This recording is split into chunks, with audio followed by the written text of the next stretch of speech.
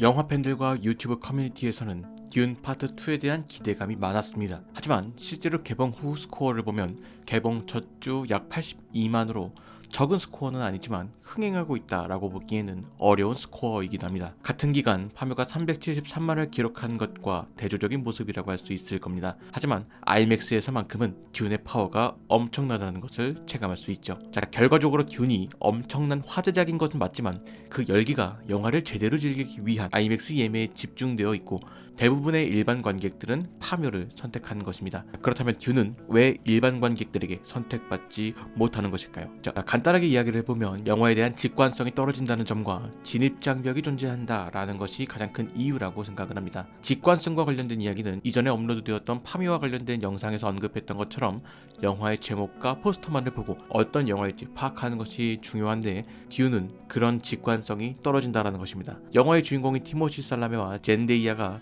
영화 팬과 젊은 세대들에게는 엄청난 스타이지만 중장년 이후 세대에게는 크게 와닿지 않을 겁니다. 반대로 두 배우에 대해서 잘 아는 관객분들이라도 실제 관람으로 이어지기까지는 어느 정도의 진입장벽이 있다라는 것이죠. 전작인 듄 파트 1은 극장 관객만 164만이고 VOD 구매 건수도 30만 건 정도로 그리 높지 않은 수준이라고 볼 수 있습니다. 하지만 개인적으로 생각하기에 일반 관객들이 듄을 흥미롭게 느끼지 못하는 가장 큰 이유는 기대와는 다른 내용이기 때문이다 라고 생각을 합니다. 대체로 할리우드에서 제작된 블록버스터 영화라고 한다면 화려한 액션과 거대한 스케일의 팝콘 무비 스타일의 액션 영화를 떠올리게 됩니다. 하지만 듄은 그것과는 결이 다르죠. 오히려 듄은 스타워즈나 반지의 제왕, 해리포터 등과 같은 결을 가진 영화라고 생각을 합니다. 조금 더 나아가면 건국 신화를 다루는 역사물과 비슷한 결이라고 할 수도 있겠죠. 즉 듄이라는 영화는 세계관을 즐기는 재미가 가장 중요한 영화라는 것입니다. 이는 역사물과도 비슷한 느낌이죠. 자, 그렇기 때문에 역사물을 좋아한다면 듄도 좋아할 가능성이 높다라고 생각을 합니다. 듄은 상당히 잘 만들어진 영화라고 말씀드리고 싶습니다.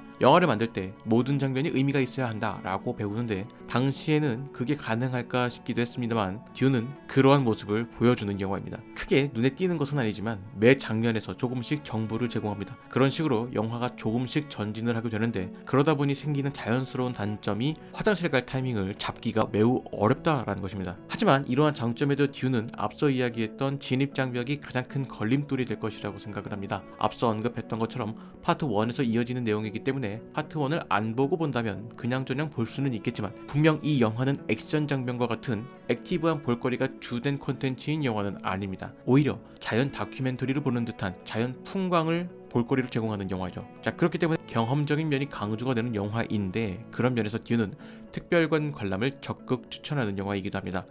홍보 과정에서는 IMAX를 상당히 강조하는데 1.43대 1의 비율을 온전히 지원함과 동시에 GT 비율이 아닐 때도 기본 IMAX 화면비를 지원하는 편이라 IMAX로 관람하는 경험이 상당히 좋을 것입니다.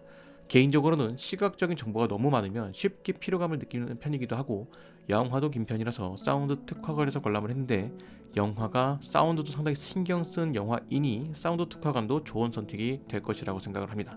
자, 정리하면 듄이라는 영화는 세계관을 즐기는 영화이기도 하지만 한 명의 왕이 탄생하고 그 왕이 국가를 건설하게 되는 과정을 그린 건국 역사를 다루는 영화이기도 합니다. 진정한 왕의 모습을 한 그와 그를 의심하던 군중들에게 의심을 확신으로 바꿔주고 그들이 추앙받는 무거운 왕관을 쓰게 되는 주인공의 이야기를 영화는 상당히 진중하게 그려내고 있습니다.